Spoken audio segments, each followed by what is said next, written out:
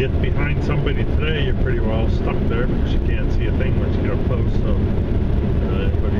unless you're going awful slow, you might go by, but cruise along about 90 kilometers an hour. Speed limit's 100 kilometers an hour on this road. Going along at 90 kilometers an hour, you don't have much chance to go by unless you get a time like this. The wind's blowing all the snow to the left. It'd be nice to blow it all to the right. You might get a chance to go by. However, the snow on the side of the road here is pretty deep in spots that can't hold your wheel.